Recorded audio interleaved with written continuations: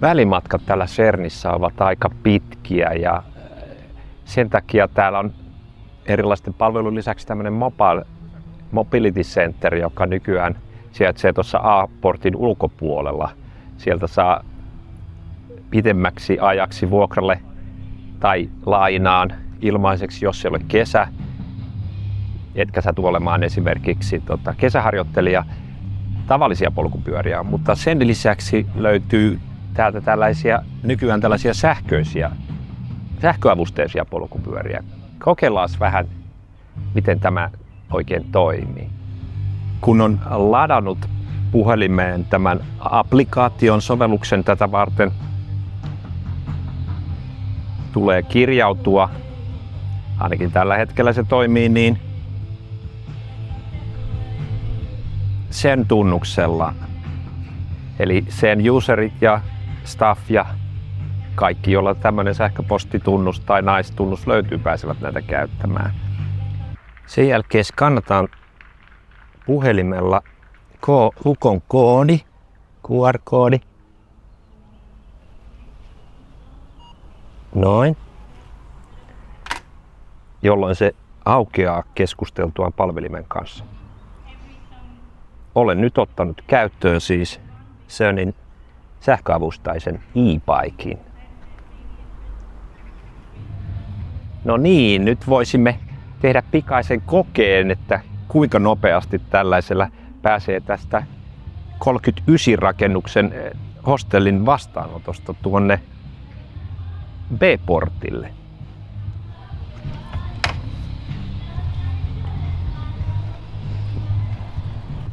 No niin, lähdetään liikkeelle. Tässä on ensimmäisenä heti stop-merkki, josta käännymme varovasti tänne.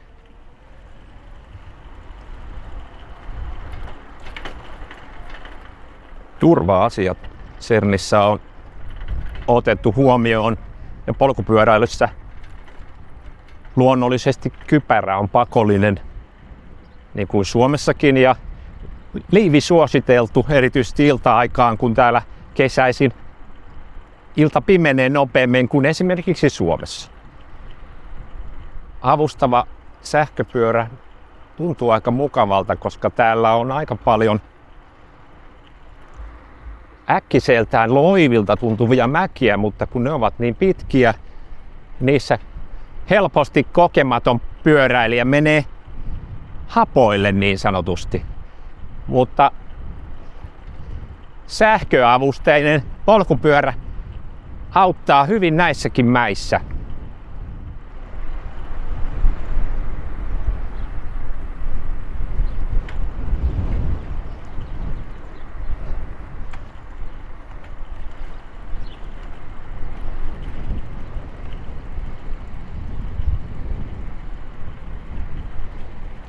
Ja näin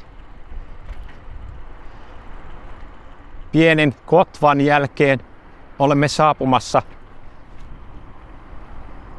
portti B:lle ja aikaa ei kulunut kovinkaan kauan.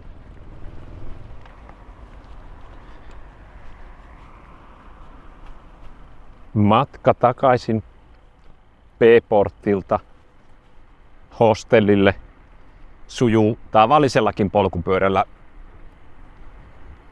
laiskemmallekin polkijalle mukavasti, koska tässä on alamäkeä. Mutta CERNin ja Geneven ja Ranskan alueen mäissä, jotka tuntuvat loivilta, mutta ovat tolkuttoman pitkiä, sähköavusteinen polkupyörä tarjoaa CERNiläiselle kesäopiskelijalle tai tutkijalle helpotusta, kun ei tarvitse hikoilla niin paljon polkiessaan rakennuksesta toiseen, joiden välimatkat voivat olla todellakin aika pitkiä, kilometrejäkin, riippuen siitä, missä kokeessa olet mukana. Keskeiset paikat usein, vaikka ravintoloita on eri osilla näitä meräänin ja breväsäänin saitteja, niin silti tulee tarvetta matkustaa ympäri näitä isoja saitteja. Ja näillä sähköavusteisilla polkupyörillä saa ajaa CERNin esimerkiksi meräsaitin sisällä, mutta sillä voi myös mennä breväsäänin saitille. Näiden maksimikäyttöaika tällä hetkellä on 2 tuntia kerrallaan, jotta kaikki pääsivät, mahdollisimman moni ainakin, hyötymään näistä sähköisistä pyöristä.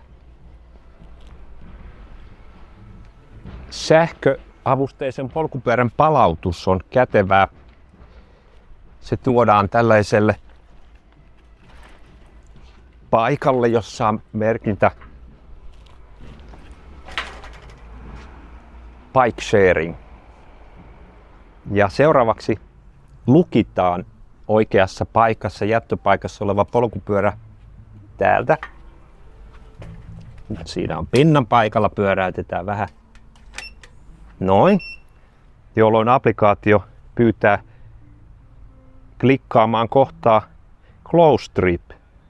Silloin varmistetaan vielä, että kaikki on kunnossa ja sille pyörälle ei ole tapahtunut mitään ja sanotaan, että kyllä, kaikki on kunnossa. Ja sen jälkeen pyörä on palautettu ja joku muu voi ottaa sen käyttöönsä.